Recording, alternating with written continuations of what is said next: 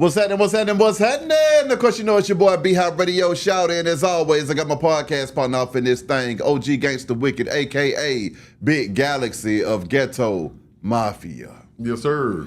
What's going on, Wick? Oh man, I'm good, man. I feel good to be here today. I'm blessed. I did have a death in the family. Feels like in my family yesterday, even though we're not blood related.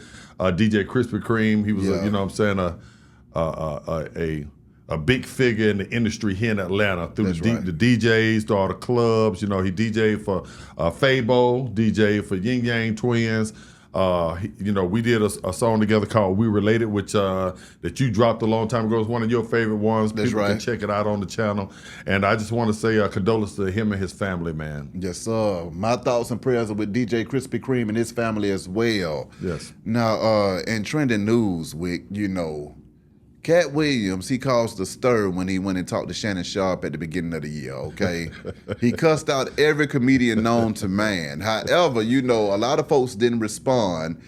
Steve Harvey was one of the people that he took shots at during the interview. During the interview, he talked about how Steve allegedly hated on Bernie Mac for that Ocean's 11 job, and said that, he wanted the producers to swap him out for Bernie so he can get his movie star on. Yes. And Katt just basically tore him a new one just off of, avenging his friend Bernie Mac, man.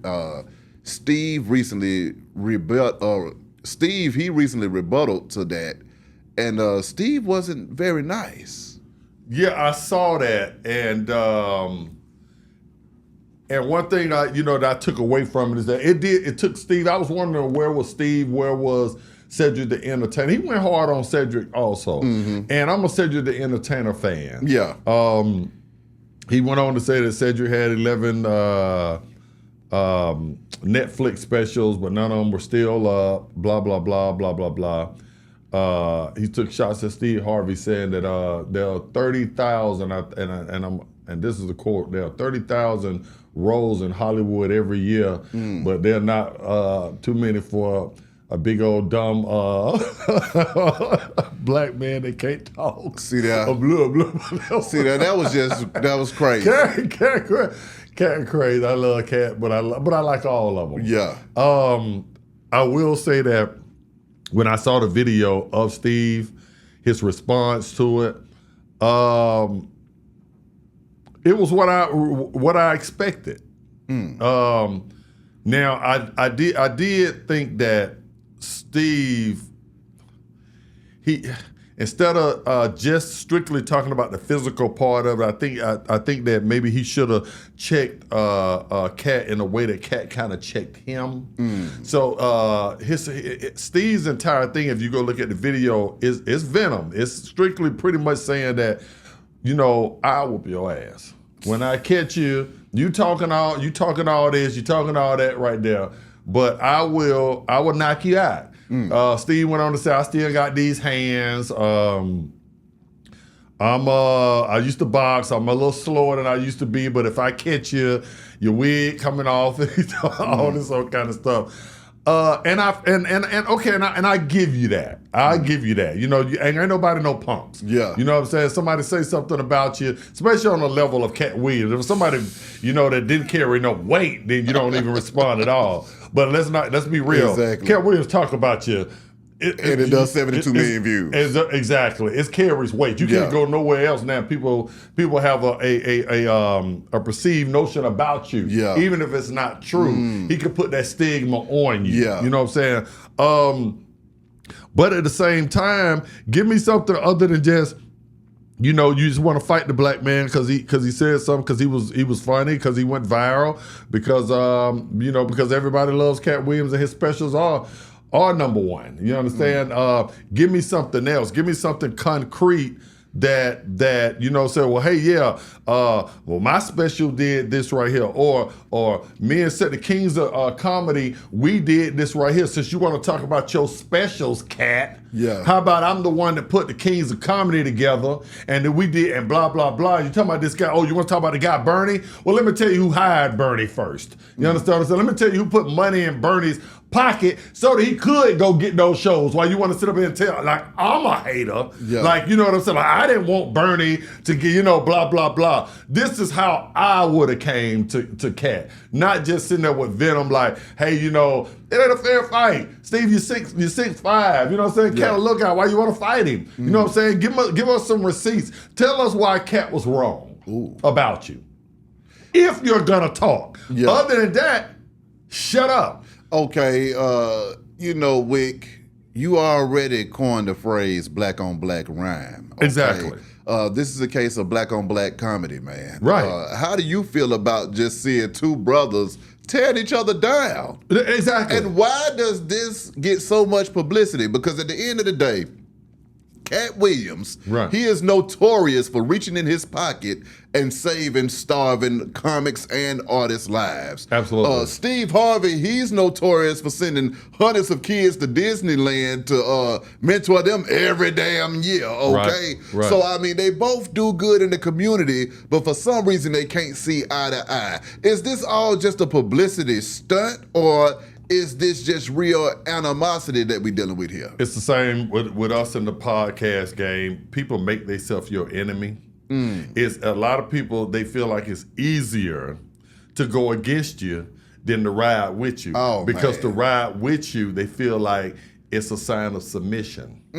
It's a sign of subordination. See there. So that's a mentality with blacks. But what Instead of me about riding- partnership, Wick? Because you were just on my back about that earlier. No, yeah. But Partnership ain't no sign of submission, it's partnership. In a partnership, normally there still is an alpha and omega. There's still someone calling the shots, and it depends on which part of the shots you want to call. Yeah. If you know, a lot of people feel like you say, you got Katt Williams, you got two powerful black men with money that can change lives. You understand what Yeah. I'm saying? So. You know, Katt might not want to have to wait for Steve to say, hey, this is how we gonna move.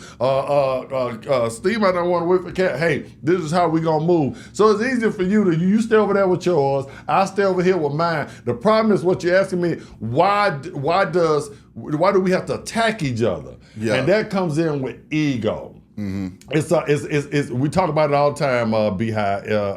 In the hood, I tell guys this all the time right here, and I tell females this.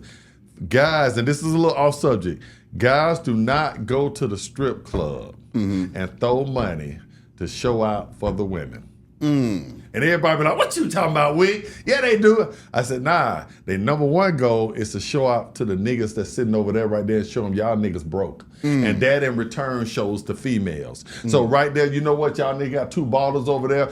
Me and B-How, we coming in, that nigga bring us 10 of them. You know what I'm saying? We let y'all already know all the women that's over there. Just niggas, give me a shot, son. They ain't nothing. We got the real money. Baby, why y'all leaving over there with them niggas? Them niggas broke. You understand what I'm saying? Everybody come over here to me. Yeah. That's what it's really about. Showing up the clique in there that people think is really balling. Yeah. And it trickles over into this business a lot of time. Man, y'all think Kevin Hart on top? Well, I'm gonna tell you some bad stuff about it. I'm gonna tell you, I'm gonna point out some of his negative flaw. Oh, well, he can't really say a joke off the top of his head. He gotta write it. So it's always some shit. Yeah. You know what I'm saying? Same in rap. Yeah. How could he be the number one rapper of all time if he didn't write this certain song?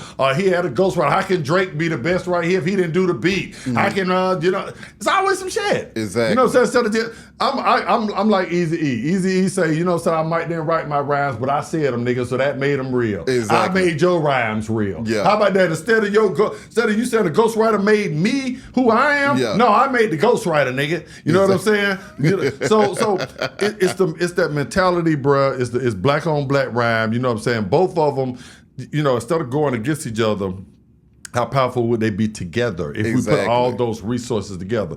Another thing too is, you know what I'm saying, as when we kind of get on top and we have our own control, we don't want to sit back and let another black man. We'll let the other side tell us what they think and what should be done and this and that. But we don't want it to come from another black man. Hey man, I think this is wrong right here. Why don't we do this right here? Be high. Yeah. You know what I'm saying? It's a turn off right off the Yeah. rail. How dare this nigga tell me something? I'm the one built the channel and I'm the one goddamn. What the hell do I need to listen to? Well, see, answer me this then, Wick, because the last time the Kings of Comedy joined forces, you had Bernie, Said, DL, and Steve Harvey. They went on tour, sold out arenas all over the globe, and then they all spent off of that tour and started their own successful careers with television shows and movies and other things to follow. Absolutely. Why haven't we seen nothing like that since then, sir? Right, that's what I'm trying to say. So, you know what I'm saying? So when Katt is going, and I love Katt Williams, I think that Katt Williams, if I had to pay for one, if I only could do one comedy show, you give me one, it'll be a toss-up between him and Chappelle, but I would take that ticket from Katt Williams. That's how I feel about Katt Williams. And that's over Steve and all of them. So I Kevin Hart, all of them. I like Kevin Hart too. I just like comedy.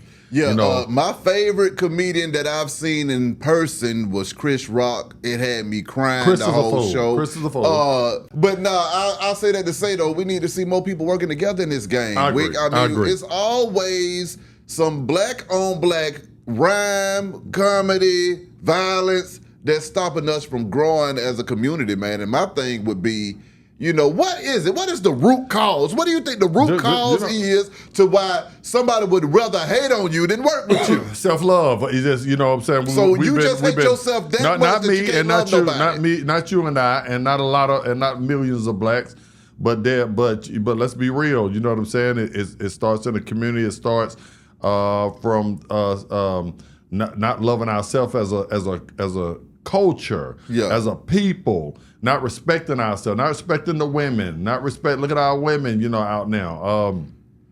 If I tell some of our female rappers, you know, hey, I like what you're doing, but, you know, say, give us something that the young females can, you know, that's tangible that they can take within the rest of their life, they mad at me. I'm hating. You know what I'm saying? So it's kind of what we do, you know, what we've done in the black community for so long. We have to break that cycle of that.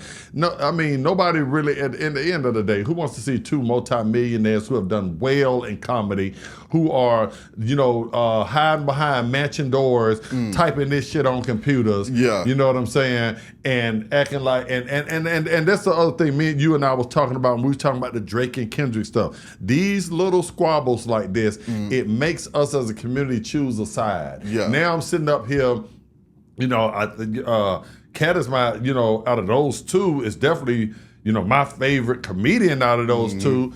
But I don't know either one of them personally to be even sitting up and making a judgment of who I'm gonna ride with, who is right and who is wrong. And that's what we start doing. You know what I'm saying? I hear it's gonna be people in this comments gonna be like, oh man, you know what I'm saying? Katt was right, man. Steve is a hating ass nigga, man. Steve did that. But don't really know. They don't read that somewhere. Or they don't heard Katt say it. You understand what I'm saying? That's the problem we have in the political stage right now. You have one say this right here, and that side believes it. Then we say it on this, and this side's believe.